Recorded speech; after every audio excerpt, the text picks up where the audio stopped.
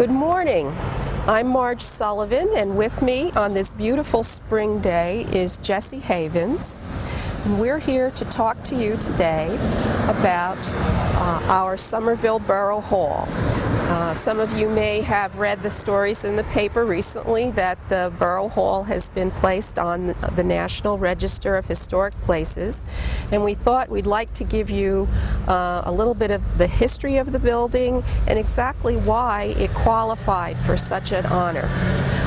We're standing here at the foot of the property that Borough Hall has been on, and Jesse and I are going to walk up so you can see just how picturesque a setting Borough Hall occupies.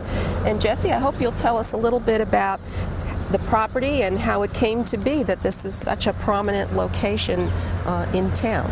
Well, it's obvious if you come to Somerville and drive up Main Street, you can't miss seeing Somerville Borough Hall right here where the two roads diverge. Now the road to the left, that goes into Raritan. That's part of the Old York Road. And one of the earliest roads in New Jersey go inland. And the other road behind us is the old New Jersey Turnpike. That was the name of it. And it's also known as the Easton Turnpike. It ran from New Brunswick to Easton in Pennsylvania. So this was an important intersection of two very major thoroughfares. And the turnpike was a toll road. Absolutely. There was a toll gate just up the road here that caught the traffic coming down from what we now know it was Pluckeman and down Mountain Avenue. And so they caught the traffic here, collected their tolls. And this was, as it was an important intersection, there was even at this point in the road a trough where the horses could get a drink. And it was a pedestrian path across the property because it was inconvenient to go around, so there was an accepted public right-of-way. It was not on the map or anything, but everybody cut across because it was more convenient. From this angle, you can really see how impressive and beautiful Borough Hall is. It's a really picturesque kind of building, and we'll be talking more about the architecture and the design as we go along. But Jesse, tell us some more about what was here before Borough Hall and kind of what this property would have been like. Well, this property, because of its location, was highly desirable for many reasons. And very early in its history, there was a tavern here, as you know. Mm-hmm. And then later on, the tavern was gone, there was an impressive residence that belonged to Eugene Doughty. Now, Doughty was not as famous as his brother Joshua, but Eugene Doughty was nevertheless an important man in town.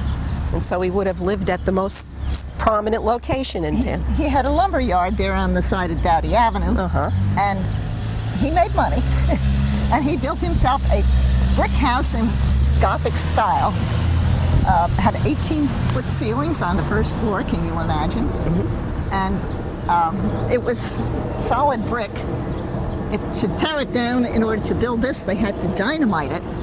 And one reason why it was so strongly constructed was it supported water tanks in the upstairs so that there was gravity feed and it had running water in the house, which in its day was a radical and wonderful thing to have. And we're talking, this is before the Civil War, Oh, right? Much before the Civil War. So that was like the modern convenience to have running water. Oh, that house had everything that was considered desirable, and when Daniel Robert bought it, for a short time he did even live in it, but he tore it down to build something bigger, much more impressive, but grander.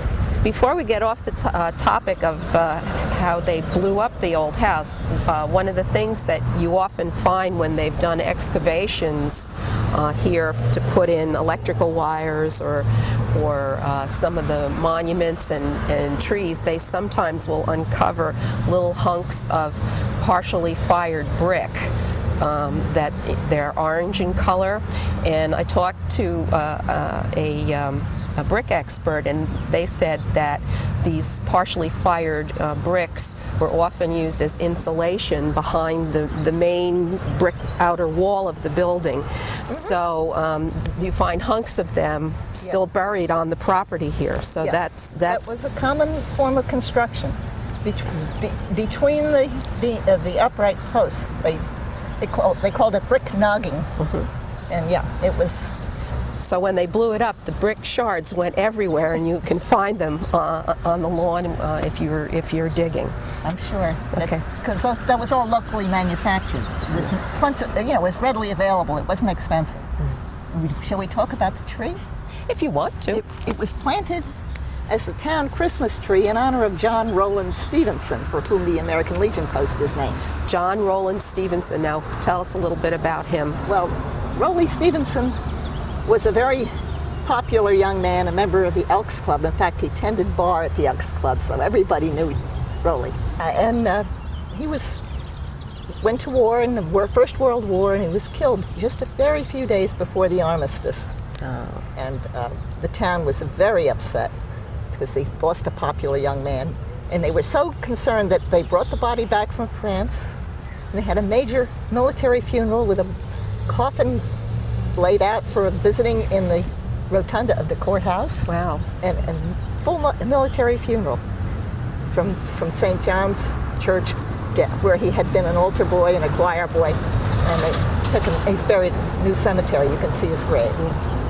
Okay, so now we're a little bit closer, and we can really see this beautiful Gothic-style building.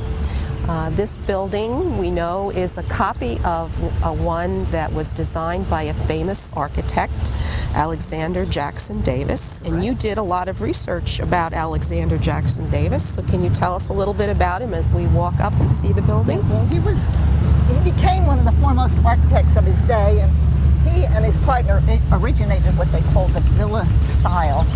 And Davis did them both in the Italian and the Gothic form, this being the Gothic. And Gothic because it's sort of like cathedrals, or? It was gained popularity at the time when everybody was dead keen on Sir Walter Scott and his novels about the medieval times. Oh, yes. And so it reflected a popular spirit of the day, which is pre-Civil War. And then this appealed to the romantic mind, and the businessmen kind of favored the Italian version, which was more substantial and robust. But this is supposed to express romance, mystery, and make you want to. You can see it in the collegiate Gothic, which also came into popularity. But this is the residential version, and Davis did a lot of this. He was noted for it. He did Llewellyn Park in West Orange. Yes. And which is the first suburban planned community. But you see this style there that he was the man to go to, and he did it. He could vary it infinitely, it seems. But the important thing was to have it asymmetrical, but balanced, which was a neat trick.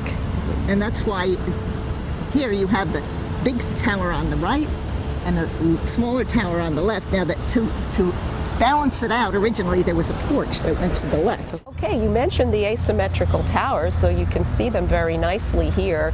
The smaller one, we've taken to calling this one the turret and that one the tower. Okay. And that helps us when we deal with contractors as we're trying to do some repair work. Okay. But that sort of gives the building its castle appearance. That's the basic format that you see. What's missing is the front porch. Now, in that era, a porch was considered an absolute essential. I mean, there was no air conditioning, so in the summer you sat on the porch, and the porch gave it a horizontal element. Emphasis, so that it balanced out the heavy tower on this side with a horizontal thrust on that side. And it came out this way. Yes, it did. And wrapped around.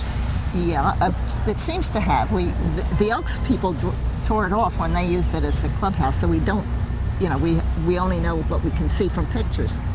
But you have all the Gothic ornament, of course, above the windows, the arch of the window, and then the rose effect over the window and all the intricate shape to the framing. That's all Gothic, and of course the rose window and the picket. And then you see the castellated effect on the tops of the towers. This is all part of it to give you that Gothic spirit. And the quatrefoil pattern in the other windows, these Yes. sort of four-leaf clover kind of pattern, and that's actually repeated a lot inside the building as well. Yeah.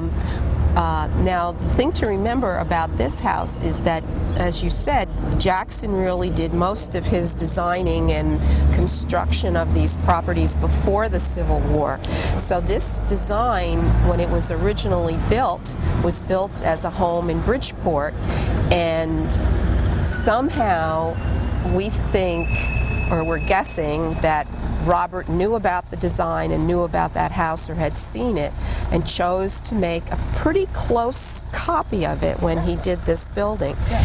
And in fact, he got the same architects who were working on the building after Jackson Davis retired. A Bridgeport firm continued to work with the owner of the Bridgeport house and built some additions and changes in that property. And so when Robert wanted to build here, he got the experts to come down and do the copies. Yeah. We actually still have the linen blueprints and elevations that were drawn by the architects. And so we can tell where the porch was, and we can tell what the original facades of the building was like. So let's take a walk around the south, and we'll kind of see and maybe even compare it with the drawing so we can see what's still original. From this side, you can see more of the Gothic elements. Oh yeah, this is great from this side. The bay windows breaking up the surface of the house to add texture and interest. I think it's really neat that they chose to make this what was probably a service entrance, because the back wings of the building, as we'll see inside, were kitchen and service areas. And so this would have been, you know, sort of a workman's entrance, but it's still pretty impressive because it's done as a tower. Tradesman's entrance. That's right. Beautiful. And it's hard to see, but just under the peak of the back wing of the building, you can see on the wall is carved in bas relief the letters 1888, and that's how we know the exact date of occupancy and completion of the design. Yeah, you can see it if you just move around a little bit. Yeah.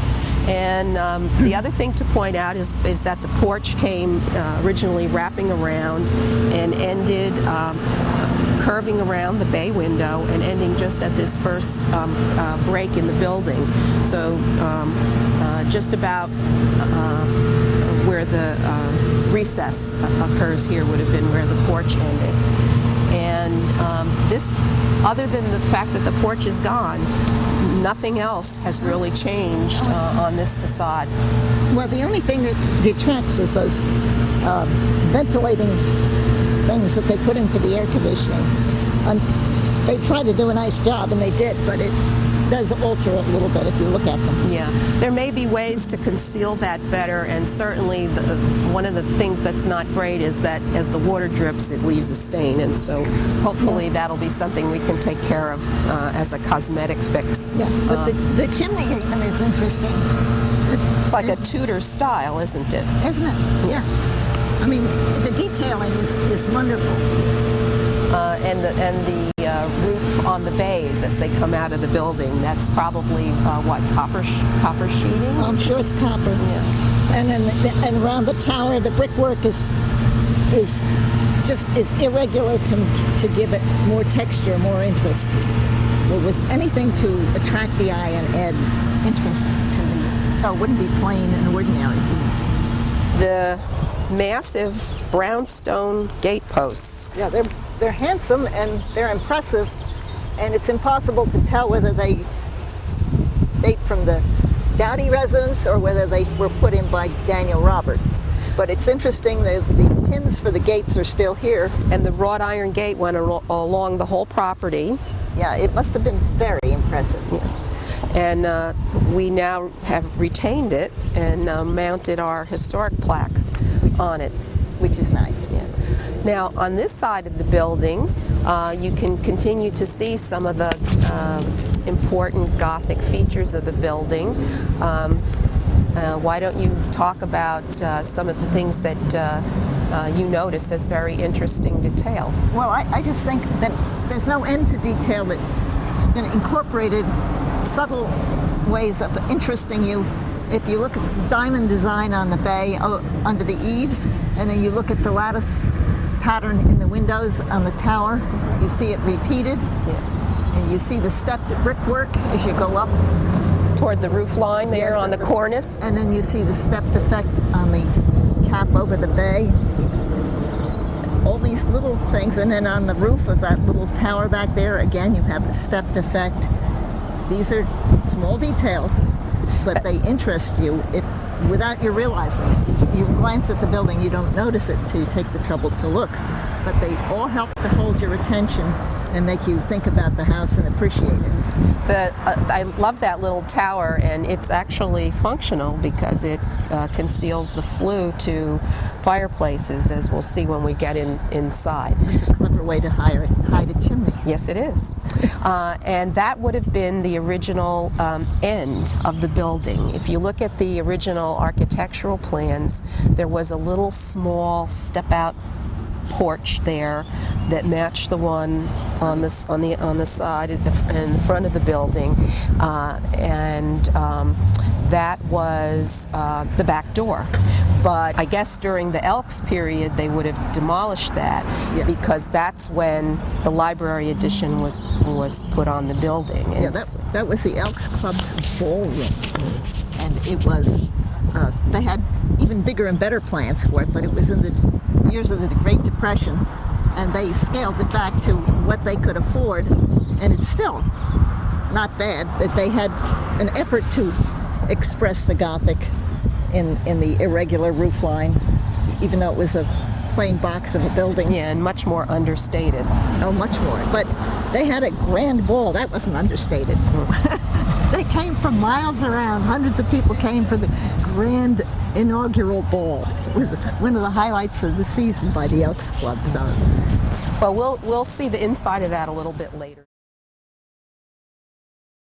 Okay, well, before we go into the house, and actually while we're in the house, one of the things that I'd like to do is point out what's still original as far as we know, and some of the things that the architects told us, some of the things we learned from the Elks, and then you of course know Borough Hall before the fires in what, 67 and 82, and so you have some idea of what changes were done because of that. But to me, how the house changed over time is equally fascinating as knowing what the original things were. But anyway, on the porch, we have original brownstone steps and a great square slate portico here. I think that the original Bridgeport house did not have as many steps leading up because I don't think it was on the rise of property that this house is on. So I think it's sort of even more majestic here because of that slight elevation. And you thought perhaps the wrought iron railing was not an original feature. no, I'm sure it wasn't. That was to accommodate the handicap. You have a similar railing up the front steps of our courthouse. But still, the wrought iron is actually nicely in keeping with the character of the building, and it kind of goes with our metal fixtures. And it's not bad for what has to be. yeah. Now, the other thing to notice on this porch before we go in is that the Gothic themes get carried out in the doors here. You can see that four-leafed pattern design. And this very interesting panel, which I have learned thanks to our architectural study, is called a Moorish arch. And that's repeated throughout the building, and we'll point that out as we go through. original brass hardware on the door. And same thing for this side door that leads to the tower. You also see the same patterns, although a little bit more simple and not quite as large and prominent as on the main door. The glass in the doors, I'm pretty sure, based on other glass doors of the period and also the fact that the glass in these doors is frosted, probably would have been frosted glass or etched glass. It seems reasonable to assume that. Yeah, because that was the style. Yeah, And it would have been. unfortunately, what happens when there are fires, glass often gets broken. So that would have been a modern replacement due to that. But otherwise, very elegant. One of the things that I learned that I think is very fascinating about this tower is that for the Bridgeport mansion, the original owners of the house were Jewish. And they had their services, since there wasn't a synagogue in town, they had the rabbi come and do their services. And he, and later on the minister, would use this entrance to get upstairs so that the family could assemble in the chapel and the minister would already be there waiting for them. How neat. And I thought that was very neat and very cool to have a special entrance just for your rabbi or your parson to be able to come into the house. And Robert must have liked it too, because he kept the design. Yeah, well, they were very faithful to design, so very little was changed. Yes, absolutely. And we do want to talk about the plaque that they put on. Oh, yes. When they acquired it for the Borough Hall. Sure. It says Municipal Building, Somerville, New Jersey, 1958, Mayor Walter Scott, and then listing all the members of the Somerville Borough Council at the time, which is Richdale, who was the council president, Lothian, Cusick, Dehoney, Claude Walk, who later became mayor himself briefly, and Leroy Jones, who also was later mayor of Somerville. We're standing now in what is the entry foyer, and we call it, when we interpret the building, we call it the reception room. We think that's a really sort of elegant name for a very impressive room when you would first walk into a house such as this. It has many interesting features, one of which is that the room actually is, or was originally octagonal in shape. You can see that very nicely on the wall to my right and behind you, where they've got this angled wall with little niches and a wooden shelf and these lighted wall scones. We know that's an original feature of the house from Bridgeport, and there are photographs of it during the Elks period, where those wall scones were these wonderful sort of Art Deco, quasi-Gothic portières. Oh, how neat. And they were very beautiful. Unfortunately, they've been lost, but these at least kept the idea of that kind of a torch and lighting effect for the niches. The other thing that we know from the Elks period was that the walls here were either wallpapered or the plaster was scored to look like giant stone blocks. So when you walked into the castle from the outside, you still had the castle feeling on the inside as well. So that was kind of neat. The octagonal feature of the room was eliminated on the wall in front of us, which you can't see at the moment, because the borough, when they took it over, constructed an airlock entry, and so they bumped the wall out and put in modern glass doors to kind of preserve the the heat. Yeah. And in order to do that, they needed to square off the closet. So instead of being on an angle to match the angle of the niches, they're now square. But they reused the woodwork and kept the original beautiful Gothic doors. But probably the most interesting feature of this room is the ceiling, and I'm going to let you talk about that, Jesse, because you probably know more about that than almost anybody. So we're going to look now at the ceiling, which has framed by these wonderful fake plaster, actual plaster beams, a giant wall painting. Well, the ceiling painting was appropriate at the time. This was a kind of ornament that the Victorians enjoyed, and it was there originally when the house was built. Nobody took much notice of it when the Elks occupied the building. It was fine. Nobody who goes in and out today notices it either. Well, it's gotten kind of darkened over the years. But even when it was bright and shining, but if you're standing here waiting, you might well have paid attention while you're waiting for your host or hostess to come and join you. So, but there was much uproar.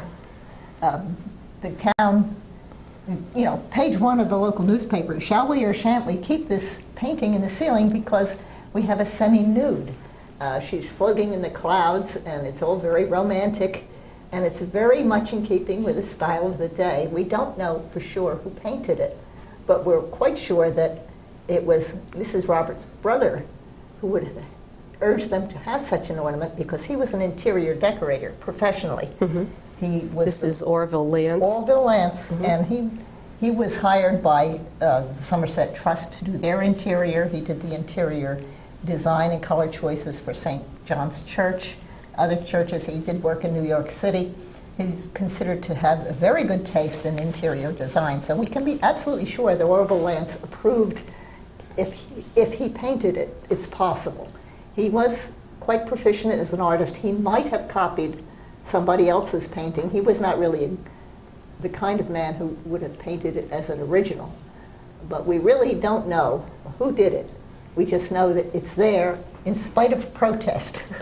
The painting seems to have like an allegorical style to it. Mm-hmm. We think of it as being either a symbol of romance or maybe ideal womanhood, because the woman is very attractive, and certainly she's displaying her buxom charms, but she's surrounded by little cupids. One is whispering in her ear, which kind of gives it a sort of a romantic idea that she's hearing a secret message from someone, perhaps an admirer.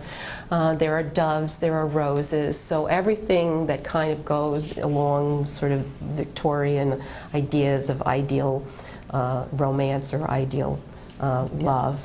And the Roberts did have this house built shortly after their marriage, mm-hmm. So it seems like it would be in keeping.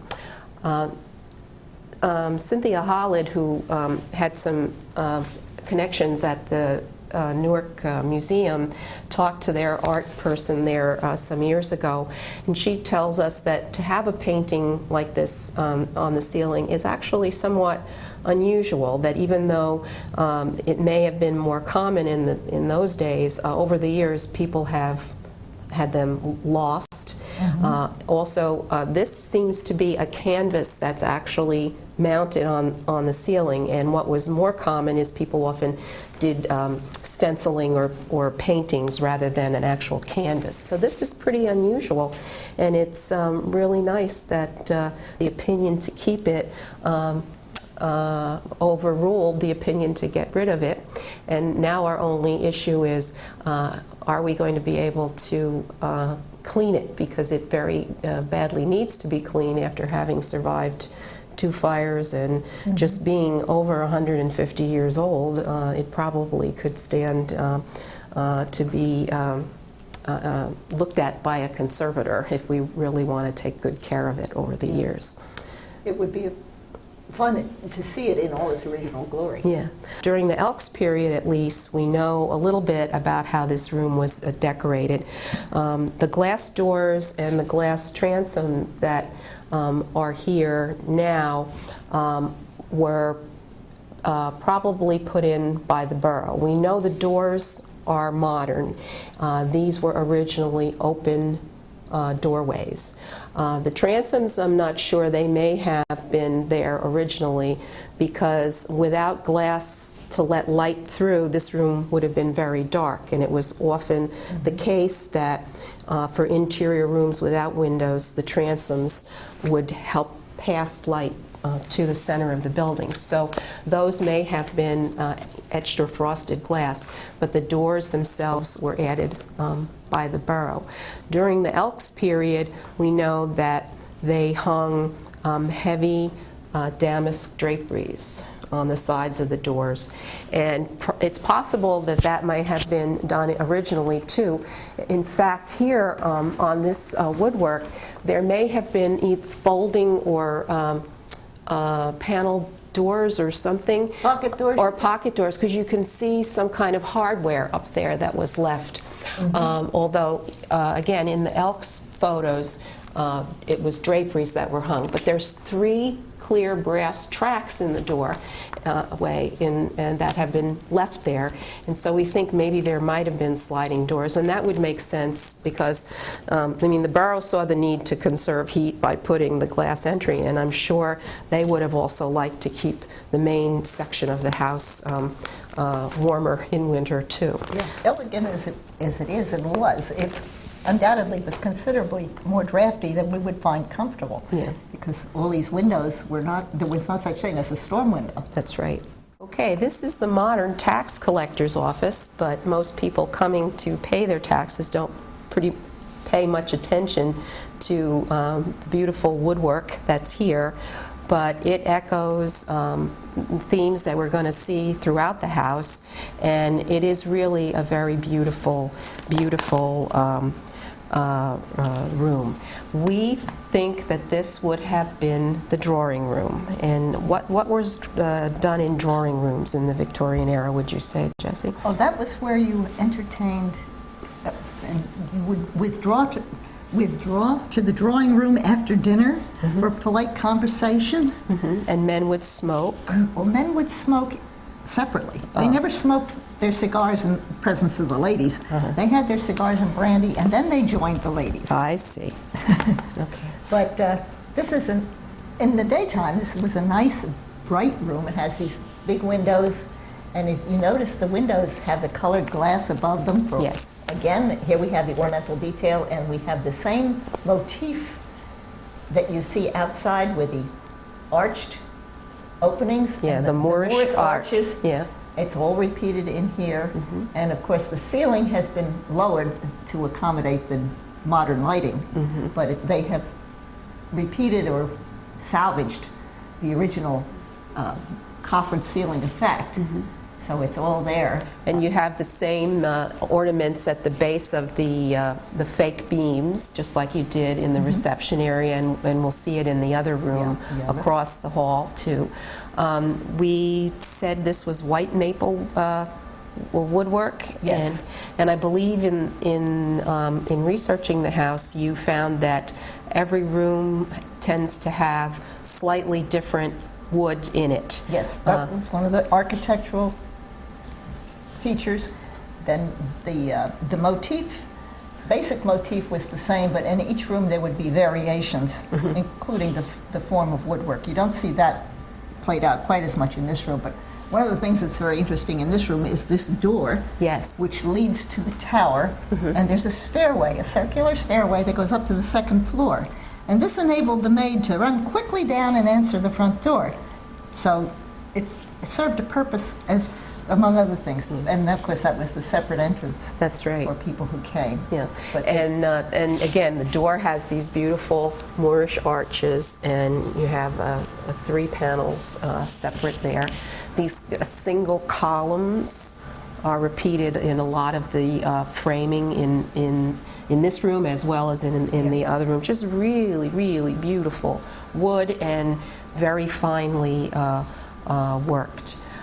Besides the stained glass windows, which are just pretty, there's a very practical feature in that each of the windows has hidden shutters that can be folded back to the side or open to let the light go through. So you didn't really need draperies in the summer, and in the winter it would have been an added bit of insulation if you did hang draperies from them. And that these shutters are in the same wood as the rest of the trim. That's right, so they're original. In some of the rooms they aren't, but in this particular room they are the original shutters. Now, the one thing that was changed in this room is the fact that there is no fireplace.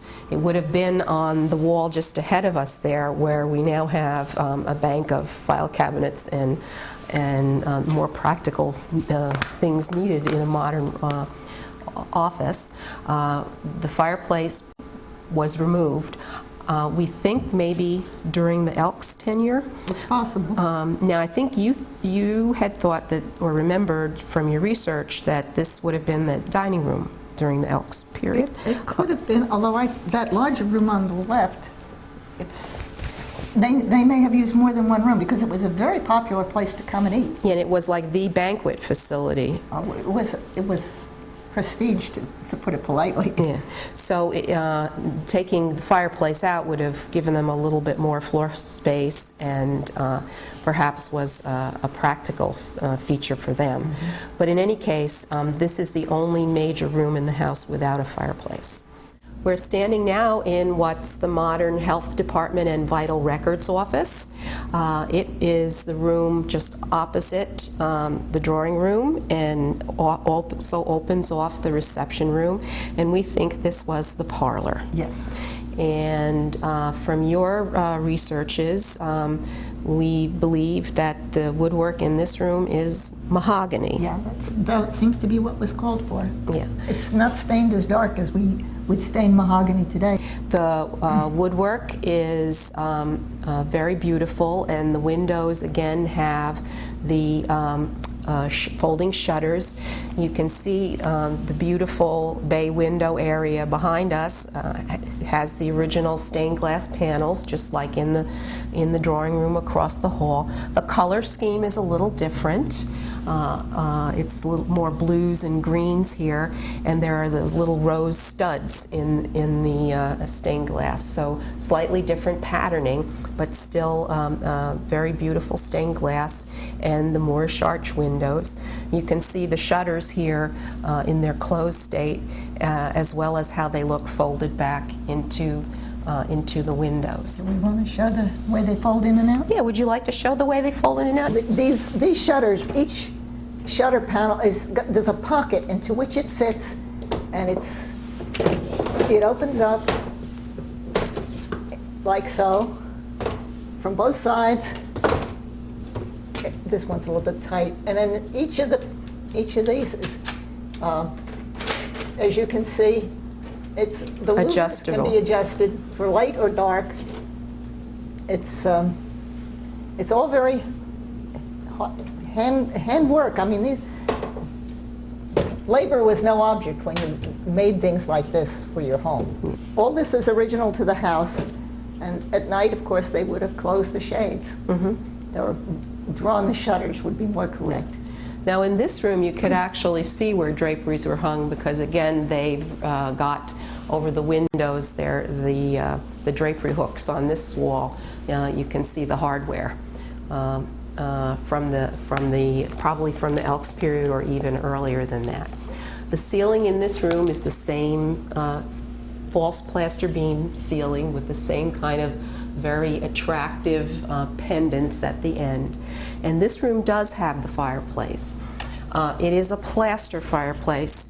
It is the only plaster fireplace left in the building. We're not sure if it matched the one that had been removed earlier, but that's entirely possible. It would have been similar, although in general every fireplace is slightly different in this house. So even if the other one was plaster, it may have been decorated slightly differently.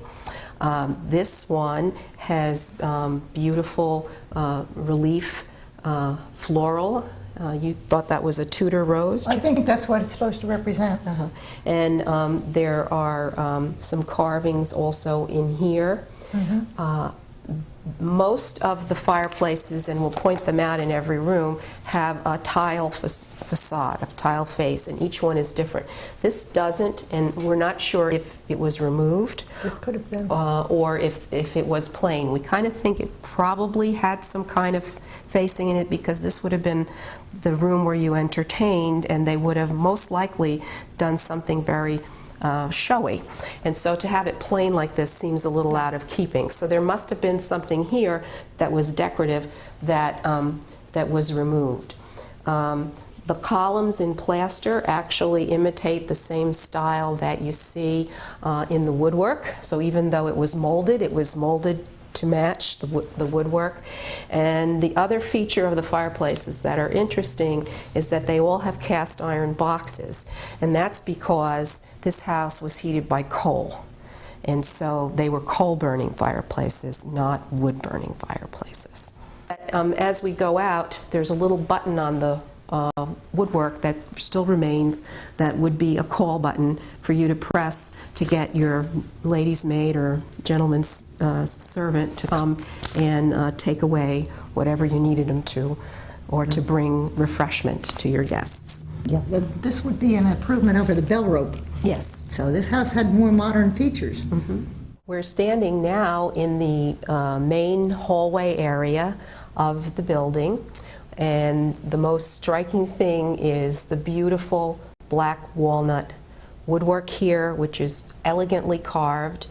In fact, it was this walnut wood that gave the name to the house in Bridgeport, which was called Walnut Wood. And it was repeated by Robert when he copied the design here.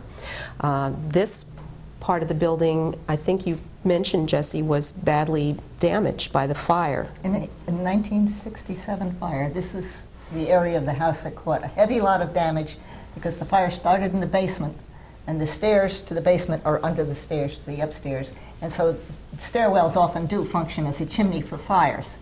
And so this central part of the house was damaged quite badly. And the only thing that really saved the house was that the cellar door had been closed. It was a heavy walnut wood door. And Els Van Fleet, the engineer, on his way home that night, saw it open and closed it. And that's really what saved the house. So just luck. Well, attention to detail by a borough engineer who liked details. And who did what he was supposed to do, and it saved in the long run. So that was, yeah. So it's amazing that they were able to recover from that and make this look as it did in the original house. Yeah. As far as we know, the walnut paneling is original. It may be that the baseboards are not. And on this wall, the booth here was actually built after the fire. Originally, the entrance to the dining room would have been here, but it would have been a simple open doorway. And what they did after the fire is construct the booth and did a very nice job matching the existing design in the paneling. They copied it pretty closely and stained it close. Most people coming to the building probably casually looking at it wouldn't realize the difference, but this is an add-on and was added after the fire. The woodwork is really very beautiful here, and we'll be looking at it in a little bit more detail, and as we later on go up the staircase, which is really fantastic. But here in the newel post, you can see again the four-leafed pattern in the trefoil, the Moorish arch, and then that four-petaled design, which also appeared on the outside of the house. Now on this wall, you can get a really good view of the beautiful paneling with the Moorish arches. You see again the columned woodwork and the beautiful crown molding on the doors, which again have the Moorish arch. This wonderful framed map here is actually a map of very early Somerville. It dates about 1857-58 and was a gift to the borough by Judge Meredith. It's one of a few copies in existence. This one is beautifully framed and shows the extent of development about the time of the Civil War. There are little illustrated insets all along that show many of the buildings in Somerville at that time. Many of them no longer stand. The ones that do are the Old Dutch Parsonage, the Wallace House, and Miller Cornell House, which still stands over in West End. There are some, oh, and the Lindsley House, which is today's funeral home across the street here on West End. The images there actually show the predecessor of this house. So when that map was drawn and printed, this house actually did not exist, although the property existed. So that's kind of an interesting little bit of history. Now, as you look down the hall, you can see a couple of interesting features. First of all, the door at the back, it would have been the exit to the little back porch. That was no longer there, and today that's no longer functional, and so it's sealed off and closed because the library addition is butted up right against the other side of it. You can also get a little bit of a view of some of the carvings on the staircase, which we'll see up close a little later. The most interesting one is the hanging pendant there that extends into the hall space from the newel post above. And unfortunately, there's been sort of some endangerment to that architectural feature because some people felt that that was dangerous and they wanted to saw it off. And we were not happy to have them do that. And it's actually very high. It doesn't look that way, I guess, from a distance. But the tallest person that we know is Jim Somerville, and we had him stand under it, and he clears it fine. So we prevailed upon them to not saw it off, and we hope that it will continue to be part of the original features of the house. From this angle, you can really see the really beautiful carvings on the staircase and the incredible detailing. How would they have done that, Jesse? Well, it took a lot of handwork, but actually, by the time these houses came in, they had invented jigsaws, which made it possible to execute intricate woodwork much faster and much more easily. And that was one reason for the popularity of fancy woodwork on Victorian houses. The gingerbreads. The gingerbread is modern technology enabled them to have it, and so this was the latest and best thing to have. But this is a very, very tasteful use of that skill. I mean, they've created those teardrops.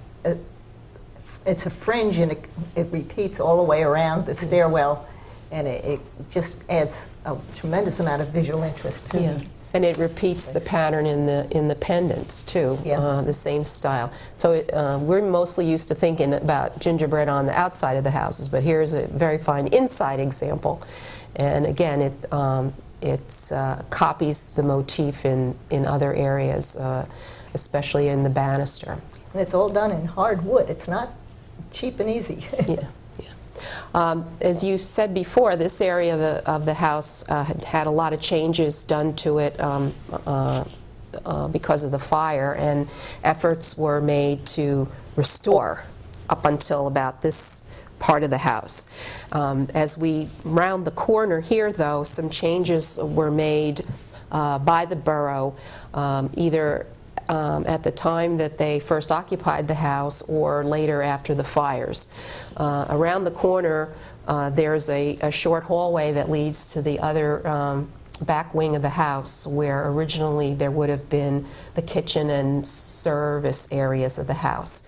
Originally, that entrance would not have been there. That would have been a solid wall, and what's now the corridor that we'll traverse later to go into the library was actually where a back stair would have been into the servants' part of the house, and that was eliminated at some point, and it's just made into an open passage now.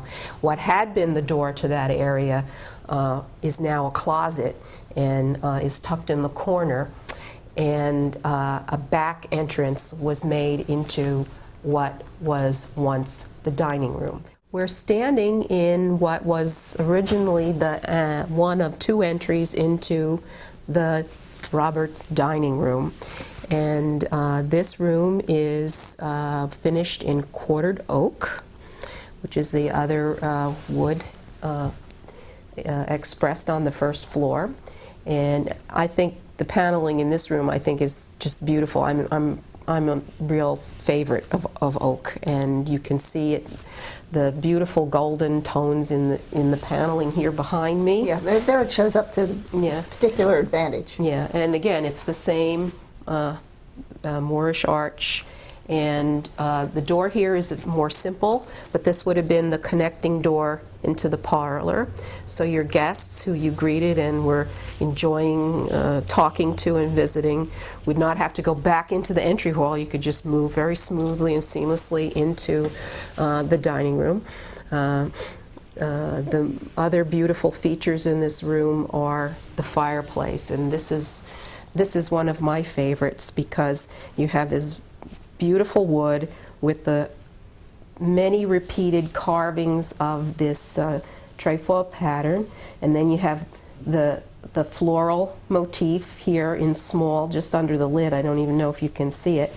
And then this wonderful two shades of olive green, first in the front tile and then in the floor of the fireplace, showing off the beautiful high glaze tile, and then the cast iron firebox, which also is decorative and has a kind of a little corner cornice here, and again, everything is carved and ornate, so definitely designed to impress your guests. The windows, again, in this room show the shutters and the same idea of being able to fold them back against the wall to let in the light and to close them when you wanted to keep the sun or the draft out. Jesse, you were remarking on the size of the room? Yeah, the room is very large. With a banquet table in here, one imagines they could have entertained 18 guests for dinner, even 24, without being crowded in. But we don't have anything to indicate that they ever hosted parties of that sort. Mm-hmm. But here it was ample. It was sort of fun to imagine just Daniel and Mrs. Robert all by themselves in this huge dining room having dinner together. The other interesting thing is that apparently there was furniture designed to match this room. That was the case for the original Jackson Davis house. He did design matching furniture with the same motifs for the Bridgeport house, and apparently the Roberts did that too. You can see in the Elks Club today, if you go to the modern building off of Route 28, there's a very beautiful oak credenza that is the match of the woodwork in this room, and that has castellated pattern on the top and the same kind of designs that you see in the woodwork cut into the furniture. So we think that that was part of the original house, and the Elks took it with them when they left. Yeah. There were a couple of other pieces that we know about, one of which stood in the library for many years, a break front display cabinet, but unfortunately that's been lost to us. Probably this room had some fire damage, particularly in the ceiling. In many of the rooms here, the ceilings are dropped, and it does allow modern light fixtures, but it also is a cosmetic thing to hide probably smoke and fire damage from those two disastrous fires. On this wall, you can see two paired doors, and those are original, but they don't have their original function anymore. From the blueprint that we have of the original design of the house, we know that this was a closet. Remember, I said that the hallway was reconfigured. So this would have been the original closet to the dining room. Maybe they stored things in it. And this would have been the entrance to a butler's or serving pantry. Today, it's still a little service entrance and a little kitchenette for the borough employees. So it kind of is in keeping with the original idea, but of course it's all been modernized. That would have been the entrance into the serving area just before they brought things into the dining room, and then it was cut through into the back of the house, which was the servants' area. And so those are a couple of the changes that were made prior to the time that the borough took over the building, possibly during the Elks era. Probably. Yeah. We're standing in the office of the health officer and health educator in what was once a suite of offices, this being one, and a connecting room next door that was part of the study and library of Daniel Robert, the owner of the house. Both rooms are finished in cherry wood. This room we interpret as having been the study.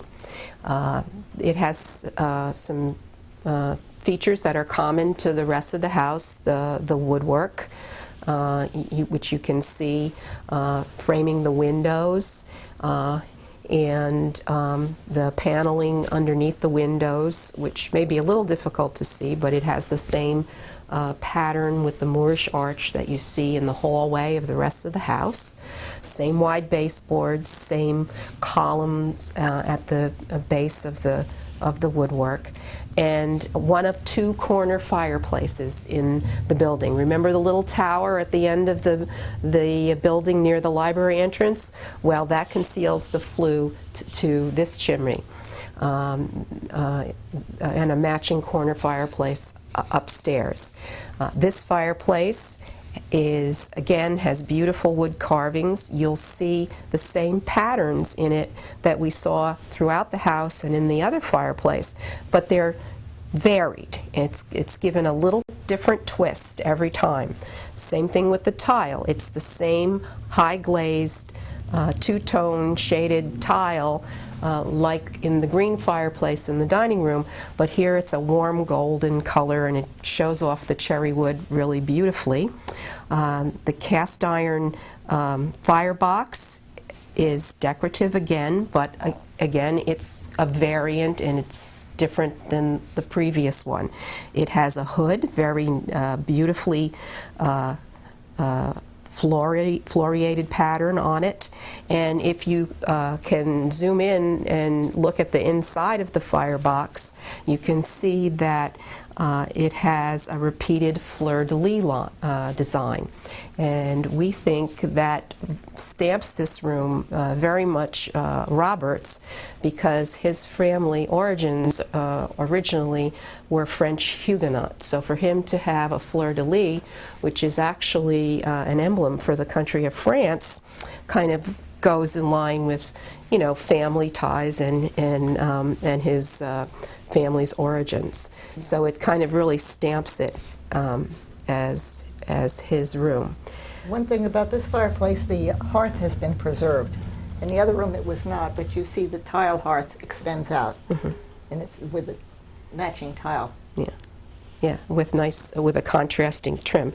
And the floor, Jesse, you had been... I believe it's oak. It's parquetry. Yeah. It looks to me like it's oak. It's not quite as elaborate as the room in the library next door, but it's very handsome. Yes, it's a beautiful parquet pattern. And it may well be that the parquet continued out into the hall, but because of fire damage, the flooring had to be replaced. Yeah. The other interesting feature in this room is that what's now been converted into a bookcase had been a former window. This window would have looked out onto the little back porch that the Elks Club eliminated when they built their wonderful ballroom. And so rather than board it up and remove the woodwork, it was turned into a very serviceable bookcase. The other thing to notice about this room is that even though the woodwork is to our eye fairly elaborate, the framing of the windows is a lot simpler than it was in the two front rooms, which had much more detailed columns and the fancier workings. These are simply squared framing, although they are a little bit more detailed than the woodwork in my house. Yeah. And then in front of us is a door that's blocked off that would have been the connecting door from Robert's office into the library, which is where we're going to go next. It's difficult to see, but that door also has elaborate woodwork, and it is a beautifully paneled door, as are all the other doors in the house. Yeah, all these doors are very, very heavy and solid wood. I mean, look, it's a couple inches thick, solid wood. Yeah, like that. Yeah, it's amazing, the amount of lumber that went into the construction. Now we're in the office of the finance department of the borough, and this is Daniel Roberts' former library. You can tell that by the beautiful, absolutely gorgeously carved built-in bookcases here, which are very functional even today. Again, the wood is cherry, and we're seeing beautiful repetition of the same patterns that are shown throughout the house. Jesse, why don't you talk about the fireplace since you're closer and can point things out? Well, the fireplace, here we have the olive green tile again, but it's different size and a different variation on that coloring. And the firebox here again is iron, but it has the corner decorations. But again, it's a different decorative motif, and the lining seems to be a floral pattern with almost the starburst effect. And here you have the quatrefoil, a four-leaf pattern here, and underneath you have, again, it's a four-leaf floral. Now it's four, but it's raised rather than recessed, so it's an interesting Reversal, contrast. like a reversal of the pattern. It's very beautiful. And the bookcases are particularly stunning. They've got the pattern again. With the Moorish arch. Yeah, and an castellated top cornice on them. Mm-hmm. And it's interesting to notice that they're glass front bookcases. Now, books in those days were a luxury item. So you took very good care of them. You kept them under glass. And you wanted to show them off. So to show off your books was to show your education, your refinement, your wealth. It was a status symbol, to put it politely. Now, the windows in this room are treated the same way that they are in the study. They're framed simply square, and they have the shutters, as do all the windows on the first floor. The really outstanding and unique thing in this room is the beautiful parquet floor.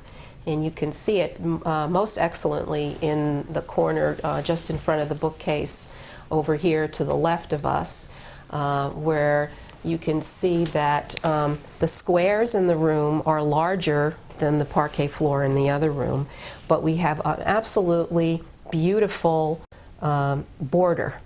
And it's one that has contrasting diagonal diamond shapes and a different pattern in the corner. It runs all the way around the room. It's echoed in the frame around the fireplace. There's a break in it, but otherwise it's completely around the room.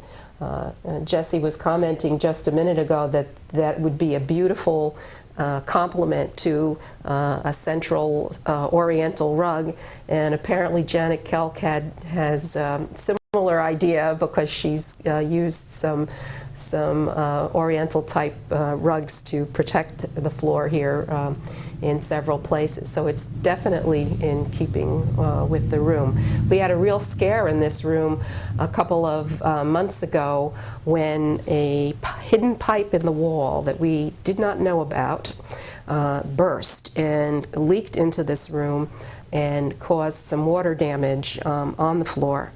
But fortunately, we were able to get it restored, and the floor was repaired and is now salvaged for us to continue to enjoy.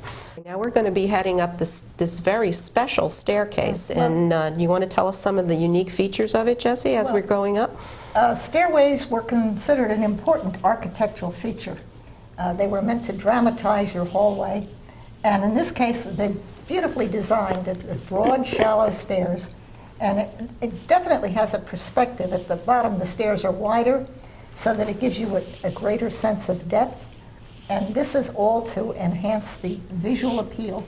With the ornate woodwork and the perspective of the stairway was to draw your eye into the house and make you impressed. Okay, so let's head on up to the landing, where we're going to have another chance to see some of the beautiful gingerbread. From here you get a beautiful view both sweeping down the staircase and also looking at the second floor landing, where you can really see another great example of the wonderful gingerbread pattern. He had a wonderful time displaying what he designed. Yeah. Even the post that's a half post, because it's in the wall, it actually has all half decor on it. It's meant to be finished that way. Now this light fixture that's on the newel post here, we are not sure if it was original to the house or to the Elks period. We're not exactly sure when electricity came to the house. Do you think there might have been wired for electricity in '88?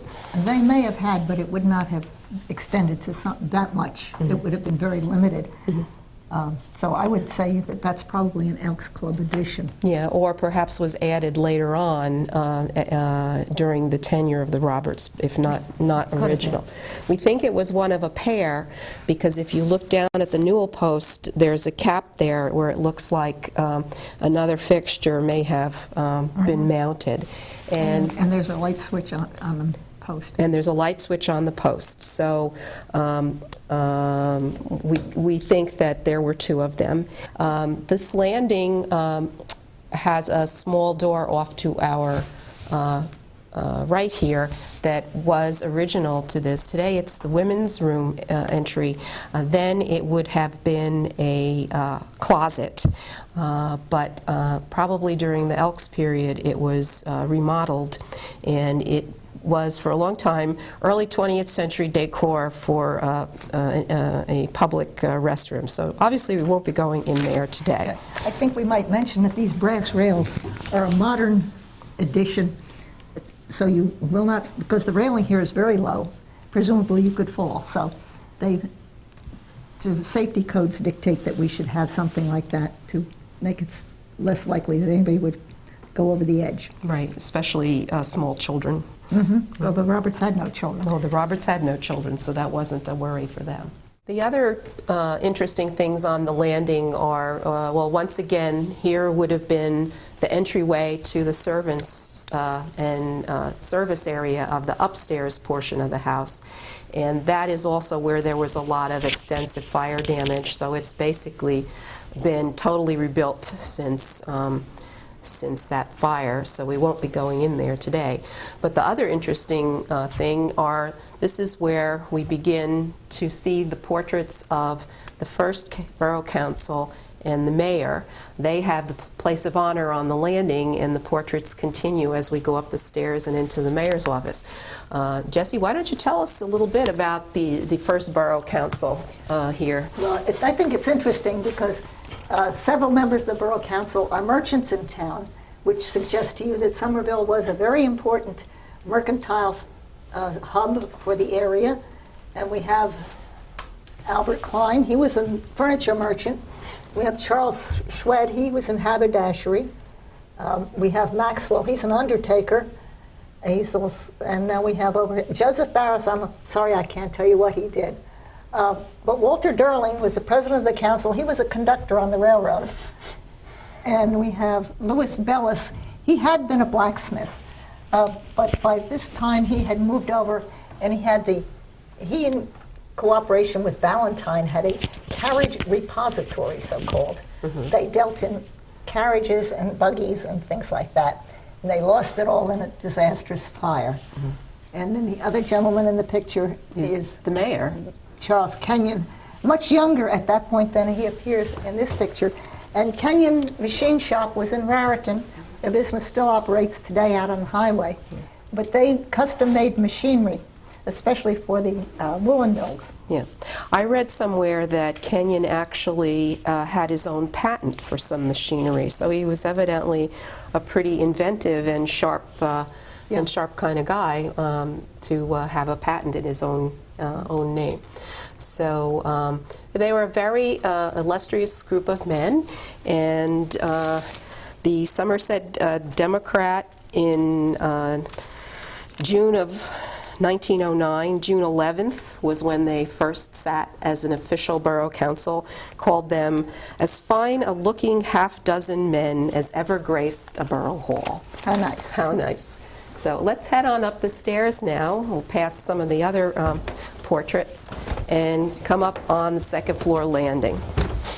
We're standing on the second floor landing, and this is essentially just a upstairs hall off of which open a series of bed chambers.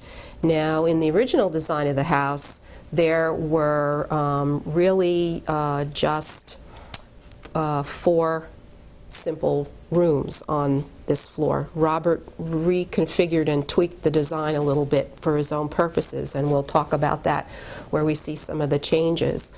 But essentially, this is a private area of the house where the family would have lived, and no company except very intimate friends would have come up here. The most interesting part of the hallway, and we'll talk more about it when we go into the room itself, are the double doors ahead of us. This is one of the few doors on this floor that has a square arch, and those are pocket doors. They're sliding doors that slide back into the wall. That is the entrance to the music room, which is one of the most beautiful and unique rooms in the house. Unfortunately, due to the space needs of the borough, those doors are no longer opened, and the room itself has been subdivided. Much of the beauty of that room is lost to practical need, and also the fact that the fire damaged that room heavily, including the ceiling. Now, you have some information about the ceiling, Jesse, that you could tell us about? It was a cathedral ceiling, and it had exposed rafters, or simulated rafters, and at the end of each one, there was a little gargoyle representing a composer's head, the face of one of the composers.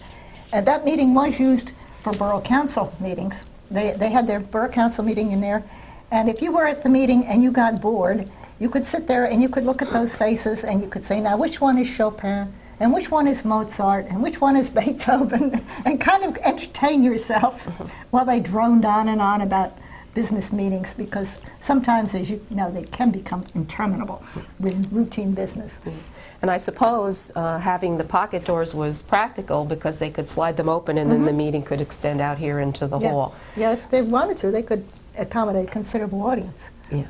The other thing that's interesting about that room is that it seems to have had connecting passageways, both from this room and the one on the opposite side, so that it could be entered from the inside of the room too. So it may have been used, in addition to being a music room, maybe as a morning room by the Roberts, where they had breakfast, or maybe where they gathered at night just for their own private sitting if they weren't going to be downstairs.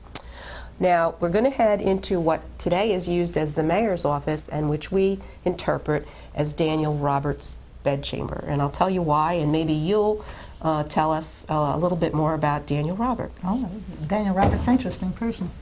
The reason we think that this room was possibly Robert's bedroom is that it's actually the largest of the chambers on this floor, and it has many features that are common to the other major areas of the house, like the music room. You mentioned before the cathedral ceiling.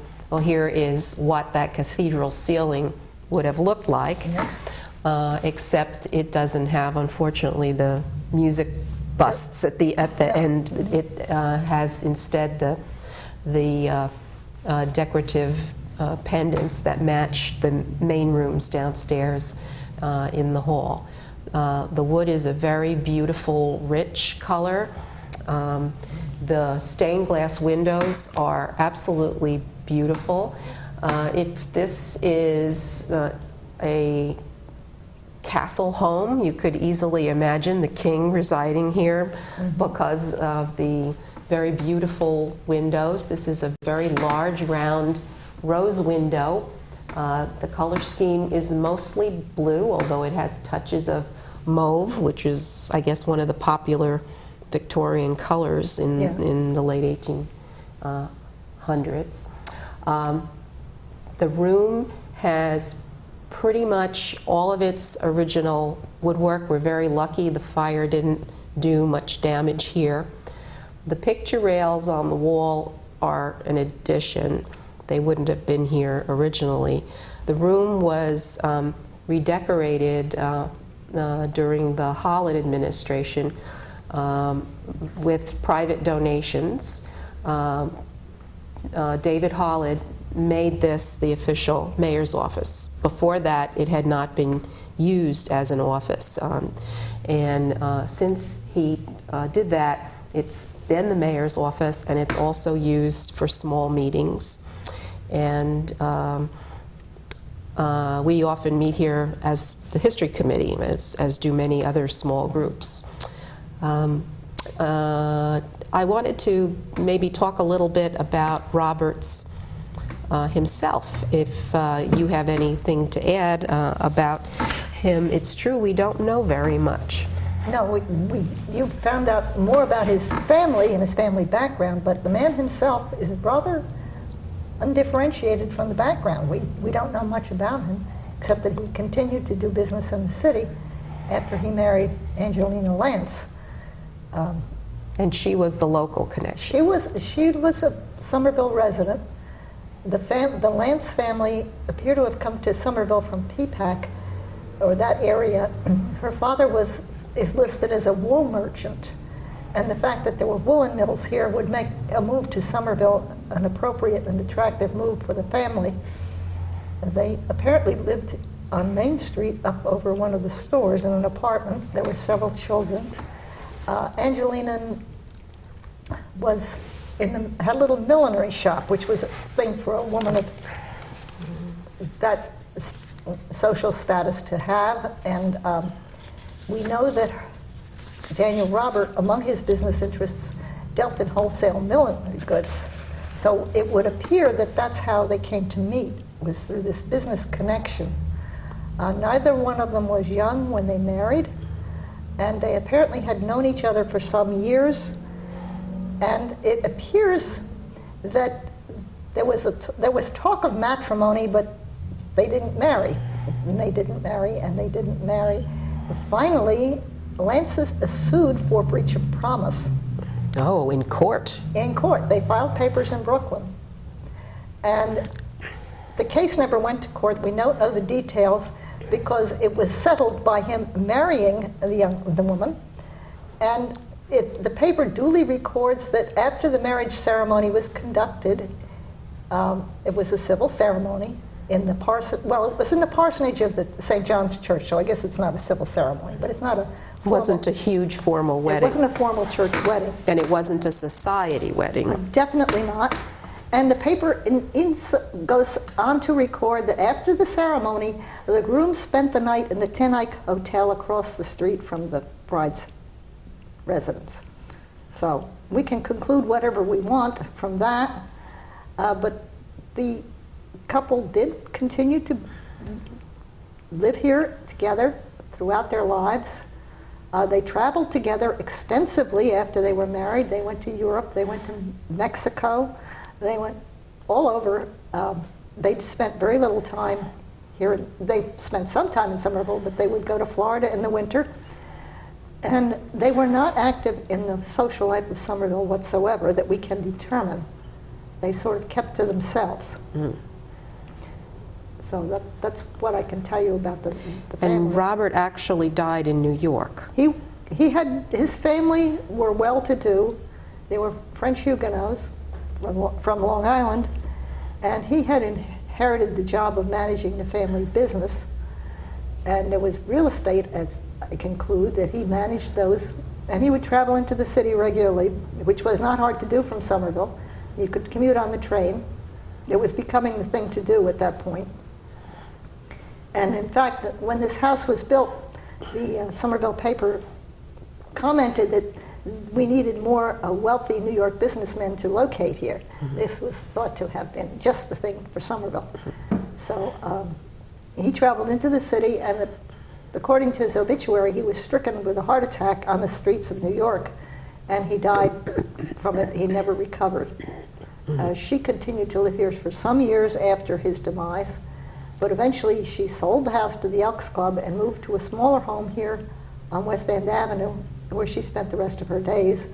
And it would appear that she left most of the furnishings in the house when she moved. Yes, that seems to be the case, because the Elks have several pieces of furniture, as we mentioned, both a china cabinet, some chairs, and a couple of smaller pieces that maybe came from less elegant parts of the house, maybe from the original kitchen. There's a wonderful sort of big old cabinet that looks like it might have belonged in a kitchen or a pantry or something like that.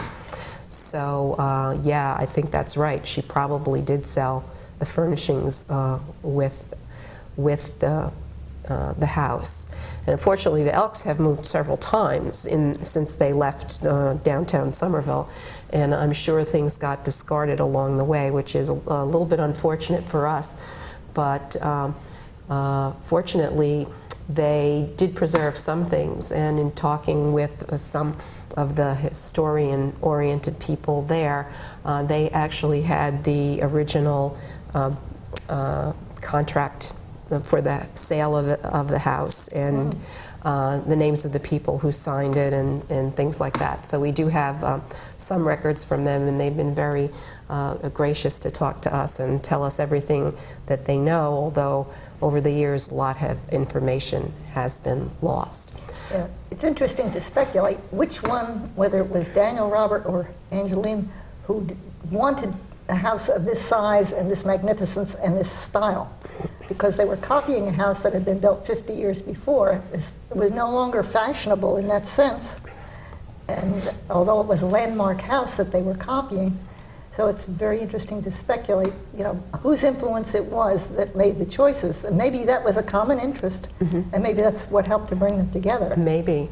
I'm betting it was Robert's choice, because from the things that we've turned up about him, he seems to have been related to a family that was interested in building very ornate Renaissance-style buildings. A cousin of his on Long Island built several such homes that have a real medieval feel to them.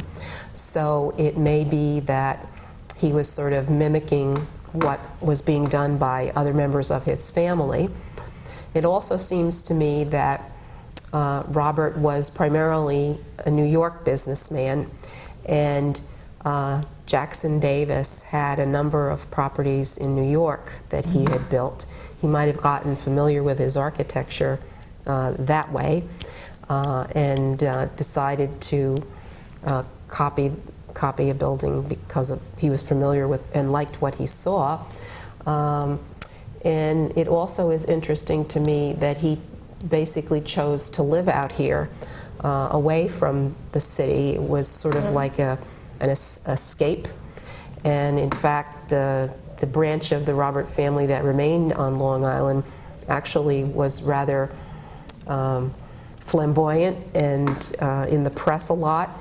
And if he was a private man, which he seems to have been, he may not have liked that very much. And so to come out here might have appealed to him. So I'm betting it was Robert, but we won't know for sure, and that's part of the mystery of the house and what makes it fun to speculate. Before leaving the room, we should probably just take a quick look at the fireplace. Again, it repeats the similar themes that we've seen all around the house, but with a different twist, as in every room. You have the beautiful carvings, again, with the four-petaled foil design. You have a green tile. This tile isn't as highly glazed, and the colors are more muted than in the other fireplaces, but they complement the wood beautifully. Again, you have the cast iron box. This has tulips, and they go around the frame. On the inside, which is a little bit difficult to see, is actually the same floral pattern but miniature that we saw in the library downstairs, that sort of daisy look. So same variation on the general theme. We're in the room now that's on the opposite side of the second floor landing, and this room is one that we've kind of taken to interpreting as Mrs. Roberts' room. It's a reasonable assumption. Yeah, a couple of reasons. First of all, there are several things in the room that make it feel more feminine, I think. And one of them is that it's a beautiful maple wood use in the room, which is much lighter than all the other woodwork in the house. And this really gorgeous fireplace. It's very different from all of the other fireplaces we've seen. And in fact, the only pattern that really repeats in this fireplace, well, two, from the rest of the house, is you do have the four petals in the corner, and the firebox has those daisy bursts. Yeah. But other than that, it's a very different mantelpiece. The green tile is matte, and I think you pointed out just a few minutes ago that it seems more shallow, but I don't... Yeah, it's a shallow firebox. I would suggest to you that at some point it was altered. Maybe. Because you wouldn't run a coal fire in a shallow box like that. Yeah, so maybe it's been pushed forward or something. I think so. Now it's possible that may have been done after the fire, because this room did sustain heavy damage too, and that's the reason for the dropped ceiling. It almost obscures totally the very beautiful stained glass window on this end of the room. This is a match to one of the windows in what we're calling Mr. Roberts' room. It has the same patterning, but instead of being predominantly blue, it's predominantly mauve. And the blue is only the accent, so it reversed the colors. So that's another reason we think sort of matching, but with a twist. It also has a bay window behind us. Interesting is that it has this wonderful little detailing of woodwork for no apparent reason except to mark the corner. No, it protects the plaster corners from damage. Yeah. It's really utilitarian also. Yeah, but decorative at the It's charming. at the same time. Now, some other interesting things about this room are that it really is was much smaller than it is today. We know from looking at the blueprints that the wall to this room was originally where the counter is today. It didn't open directly onto either the landing or into the music room. There was a short very narrow corridor that led from the second floor landing out to the tower stairwell to our left. So this room was very private. There was just one small door entering off the small hallway, and it was really set off by itself. The interior door here opened on what was a spacious dressing room plus bathroom. It was connected to this room and self-contained, and we know there was a washstand there which had running water. It was later converted to a water fountain, and when the leak happened in Janet's office downstairs, it was the pipes from that bathroom that were still in the wall that apparently still had water in them that caused the problem about a year ago. Either the Elks or the borough, in taking over the building, made this an office by breaking through a connecting bathroom to the bed chamber on the other side. Okay. And so now it's a reasonable sized office, but it would have been either a private dressing room or maybe the room for the lady's maid, if she had a lady's maid. Mrs. Lance may have had her own. She may well have. Yeah, and her own little private wash-up area. So again, it just seems like, you know, it was sort of a self-contained, more private room, and maybe for, you know, a lady's purpose. So this is the music room, which is one of the signature and unique features of Borough Hall. And as Jesse, you mentioned before, this is the room where the ceiling really suffered very bad damage, and so it's a very modern dropped ceiling. But you mentioned that major efforts were made to preserve the windows. You want to talk about that a little The bit? stained glass window was so beautiful, and everybody wanted to save the window even though the ceiling had been lost. So they created this little box to house it, and even though they had to completely alter the ceiling. So you still have the window reasonably well preserved, although it's old and fragile, and it's been damaged. Yes. But we still have at least we can appreciate what it was, Yeah. with the music motifs. Yep. These are sort of medieval music instruments. This side has a bagpipe and a horn, and on that side a lyre and a horn again.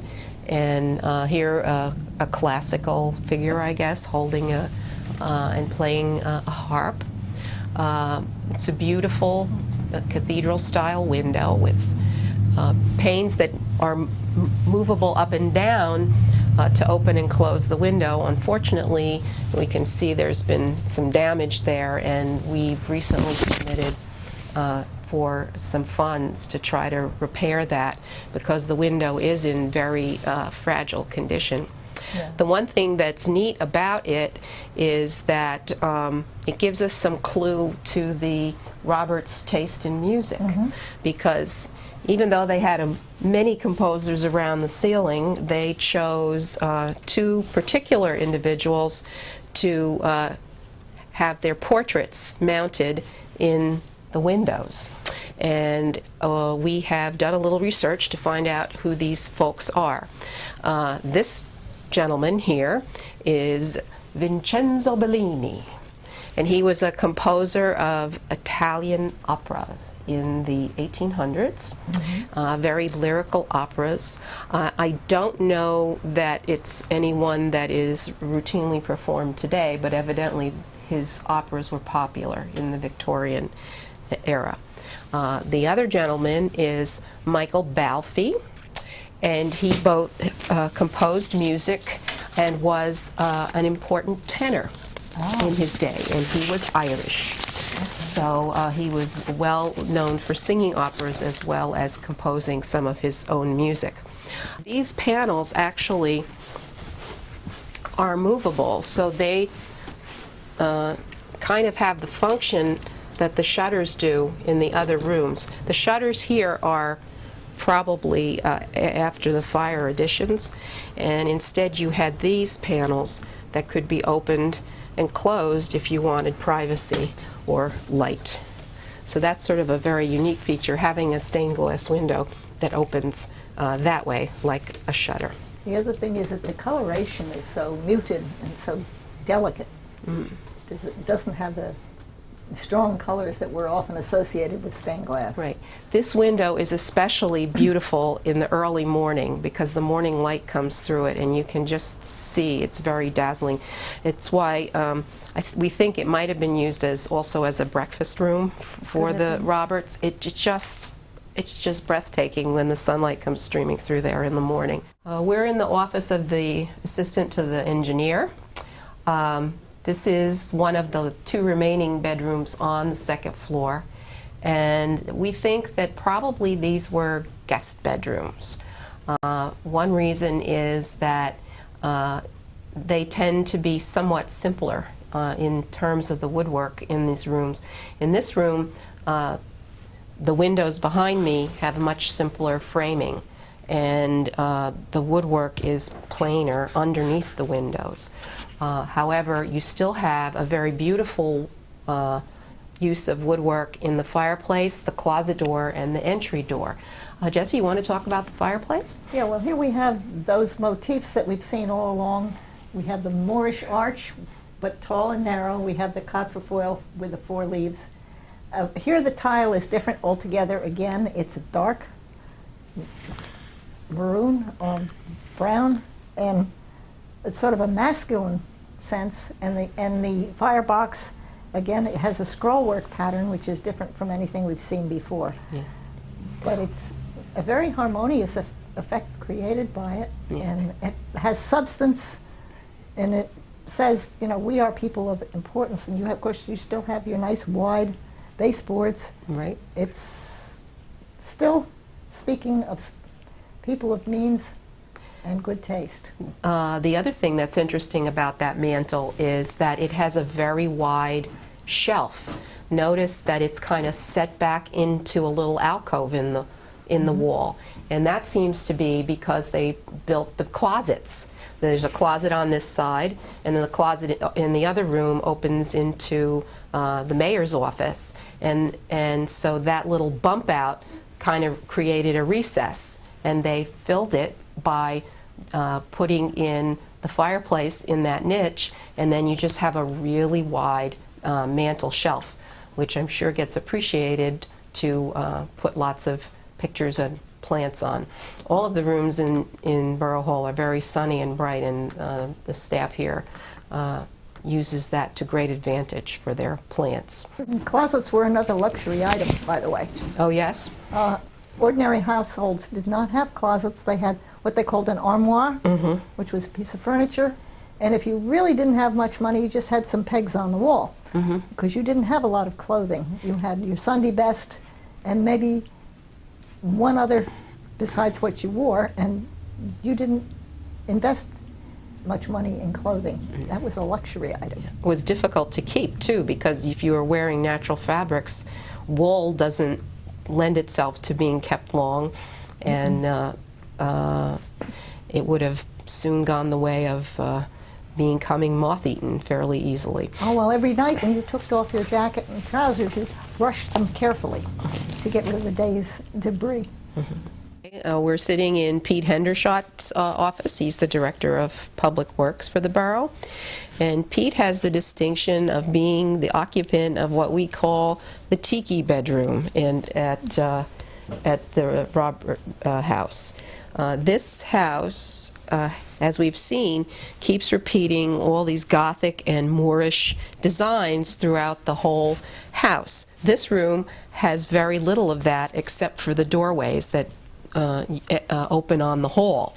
Once you come into this room, you notice 2 things. First of all, the woodwork is very plain and very simple, just squared off, nothing around it, no stained glass. The woodwork under the windows is very simple compared to the beautiful Moorish arches in the other areas of the house. And then there is this fireplace, which looks like it might be made of bamboo. It's totally different than anything else in the house. It has none of the Gothic motifs, obviously, anywhere. It shares with the room opposite us, which we said was Mrs. Lance's room, the two columns in the fireplace. So it sort of repeats that idea. But this bamboo jungle look is, very, very different. The only other connecting design that's repeated is the tile, which is a muted brown compared to what we saw in the other areas, and the firebox, which has stamped into the cast iron a fleur-de-lis plus the daisy or rose pattern that we saw in some of the other rooms. So that's the only theme that got picked up in this fireplace. This is the second corner fireplace, so it vents to the chimney tower that we saw before. And it's just a very, very different and unexpected style. We wonder if it might have been a room where Lance might have stayed when he came to visit, just because it's very different. What do you think, Jesse? I think you can speculate all you want, and nobody can prove you wrong. It clearly was a bedroom because it did have a connecting private little water closet off to the side, as we saw before. But who stayed in it and why it would have been given this very different pattern is just an interesting question that we may never know the answer to. Just as a way of wrapping up our trek through time here, one of the things we did to try to get ready for the centennial is put up some display of things that would kind of help people very quickly walk through the history of this property and Borough Hall. And we put together this little wall to do that. This shows the original survey, a copy of the original survey of the turnpike, and that's the first map that you see the triangular lot on. And that's 1807. Okay. And then these pieces of junk here are things that were dug up on the property when they excavated for the firemen's. I think it's great stuff to Yeah, have. yeah, and the oldest piece is this neck of a wine bottle, and pottery and oyster shells. They are probably the earliest date of the objects, and they were the first tip we had that there was something here before the Doughty Castle. Yeah, nobody had ever paid much attention to that fact, although it was recorded. Nobody took cognizance of it. Yeah, so then we found out that it had been a tavern, and that the building was moved off and became part of Somerville's Young Ladies Academy. And so we have an idea of what it looked like. It was a simple frame building that was moved across to the other side of West End. And I have to thank you for tipping me off to where that bit of information could be found in the county history. And then we get to the period that we've talked about mostly today, Albert Cayman's house, which Doughty lived in, and it was the first castle on the property. And then around that was built in the 1830s and 40s, and it was the time that having a castle as your home was very popular, and that's when the Bridgeport Mansion was first built. So this is the Bridgeport house that Borough Hall's a copy of, and this house was purchased by the city of Bridgeport in the 50s and demolished to make a parking lot. Yeah, it was not considered, well, they did recognize it was important because they saved some of it Yes. for the Smithsonian Institution. Yes, they So- did, and there was a monograph on it, written on it, but they didn't try to preserve the building itself. And then, lo and behold, here's the exact copy of it sitting in Borough Hall, and this is an original print from a glass plate negative, and we think this is how the property looked about 1899. You see the pillars out there and the wrought iron gate that we talked about, as well as the porch coming off the side. Now this is the carriage house that was in the back of the property, and it's a Tudor-style carriage house, and you know a little bit about that, Jessica. Yeah, that was also copied from Bridgeport. They copied everything. They As long as they were doing it, they did the whole job. Yeah, and that became the Borough Police That was Station. the police headquarters, and It was right behind the building where the Senior Citizens Tower is now.